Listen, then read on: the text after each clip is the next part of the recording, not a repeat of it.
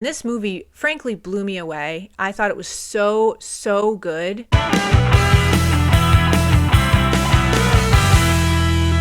Hi everyone, I'm Molly. Welcome back to my channel. In this video, I'm going to be ranking all of the Best Picture nominations for the 93rd Academy Awards. Now, the 93rd Academy Awards, I don't honestly know if they're very relevant anymore with everything that's going on in the world, but they're coming up on April 25th of this year, and I took it upon myself to go through and watch all of the 8 films that have been nominated for the category of Best Picture. But I really enjoyed watching all 8 of these movies. They're all fantastic in their own way. I figured I would just do a quick little ranking of them, kind of give my thoughts and opinions on them as well. So yeah, without further ado, I guess, let's get started with the ranking. For this video, I decided to just go with 4 categories instead of 5. At the top, amazing, a must watch. These are the movies that I absolutely loved. I can't critique them on anything. And then the next category is still pretty great, so maybe like a 4 out of 5. And then we have good but not perfect, which are films that just kind of missed the mark on a few things for me. And then we have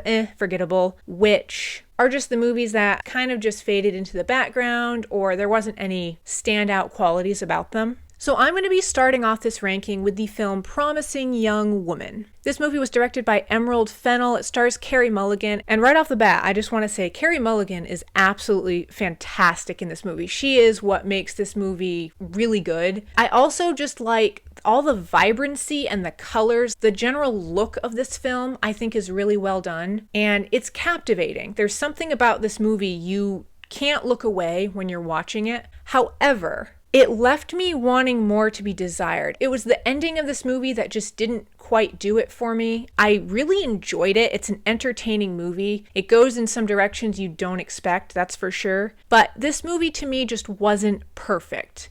It has elements I loved, but I think I'm going to put it in good, not perfect. It's not a standout for me. It's not a bad, again, none of these movies are bad, but it just wasn't a favorite of mine from this year's nominations. Next up, we have Minari, directed by Lee Isaac Chung. This movie is heartwarming. It's about a Korean-American family. They move to Arkansas, and the father wants to start his own farm. And I absolutely love all of the family dynamics that go on in this film. You have the father who's so gung-ho and excited to start his farm at the beginning of the film, and then you have the mother who is just so steadfast and loyal to her kids, but you can tell she's going through questioning if they should be there, like how is this going to benefit their family. I love the 2 actors that play the kids in this movie. They're fantastic, and the grandmother is awesome. But the bottom line is Minari is just a heartwarming movie. It's not necessarily one that just blows me away, but it's just like this quiet little film. It'll make you feel different emotions. It'll make you empathize with the characters. It does what it needs to do really well. Minari for me is so close to an amazing. I think I'm going to put Minari in still pretty great. However, it's close to being in the top category for me. There's just a couple other movies that came out this year that I thought were better, but very good movie. Watch Minari if you haven't. It's just a really well done film. Up next, we have The Father. This film is directed by Florian Zeller. This film stars Anthony Hopkins and Olivia Colman. The acting, especially from Anthony Hopkins, is on another level. It's so good. And this film does a fantastic job portraying what it is like from a first-person perspective of dealing with something like dementia. And I absolutely love how they changed up the actress that plays the main character's daughter. It just really puts you in the mind of what it's like to live with a mental condition like that, and how your reality just becomes warped. You start to question everything, who is who, where you are, and just the mental exhaustion and confusion that can come from that, and just the scariness of it too. Yeah, this film just gets it right. Anthony Hopkins is phenomenal in this film. So for me, The Father is going to go in amazing, a must watch.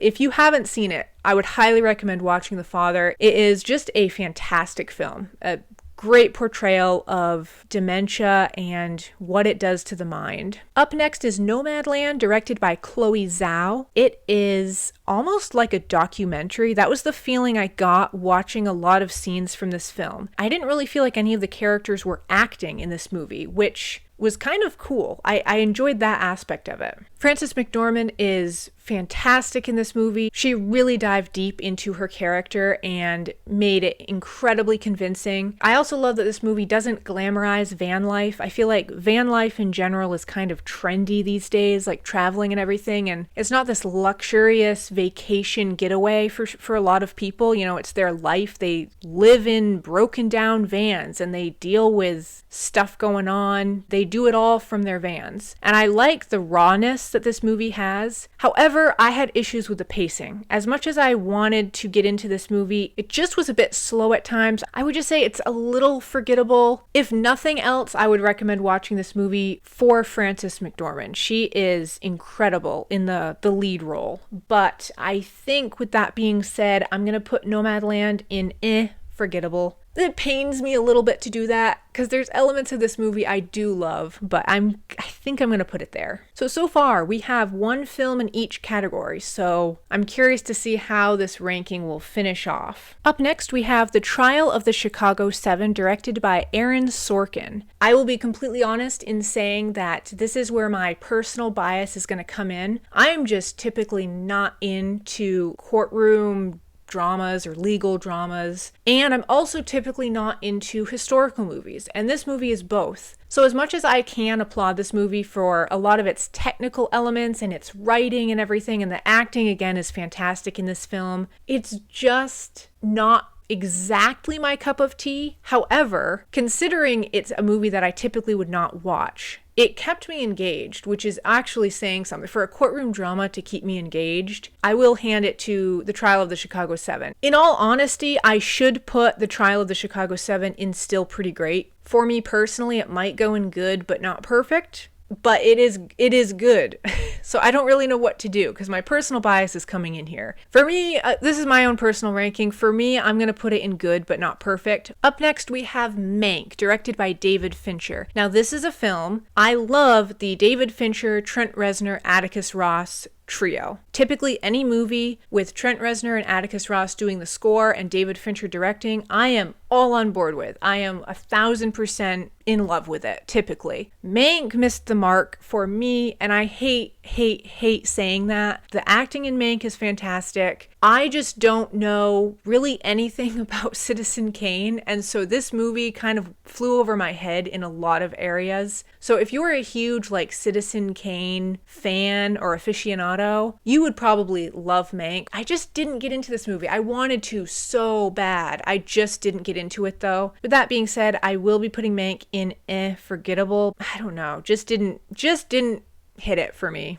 Up next, we have Sound of Metal, directed by Darius Marder. Again, this was a movie, didn't really know what to expect going into it, and this movie frankly blew me away. I thought it was so good. It's about a drummer who, at the start of the movie, he quickly loses most of his hearing and essentially goes deaf, and he kind of gets drawn into the deaf community, and he starts to appreciate silence, which, especially considering he was a drummer for a heavy metal band at the start of the movie, it's like a complete 180 from his previous life before he went deaf. Riz Ahmed as the lead character did fantastic. I also love the sound in this movie, how you get inside the head of what he's going through with his hearing loss. They do a lot of stuff with the audio in this movie that makes the film really effective in a cool way. But Sound of Metal, I was just really impressed with this movie. Everything about it is fantastic. I'm going to put it in amazing, a must watch. It's right on par with The Father, I think. Those two are about tied. I think I would maybe put Sound of Metal at my number one, but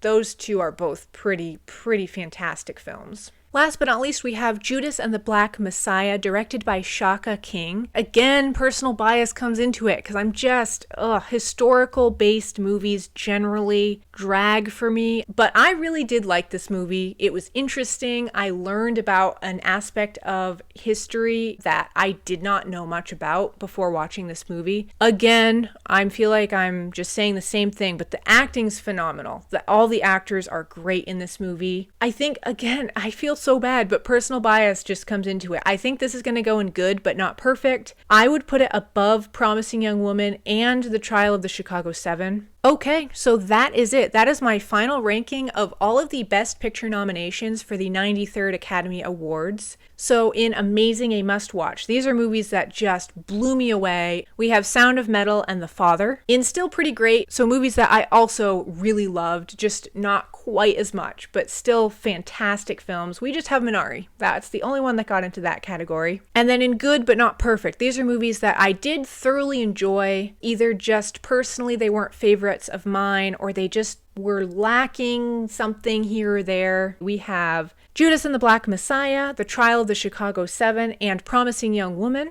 And then the bottom for me in forgettable, we have Nomadland and Mank. I like movies that make me think, that stick in my head for a long time after I see them. And these two movies did not do that for me. So anyway, that is going to wrap up my ranking for all of the Best Picture nominations for the 93rd Academy Awards, which are coming up on April 25th, 2021. So we'll know the results shortly, but this is my final ranking. If I had to pick one of these movies to win, I would pick Sound of Metal or The Father. Those were my two personal favorites. I would honestly be fine if any of these movies won. They're all great in their own way. I just thought this ranking would be kind of a fun little video to do, and hopefully you all enjoyed it. Anyway, let me know down in the comments which of these films was your personal favorite. I would love to hear what you guys thought about them. As always, thank you all so much for watching, and I will see you in the next video.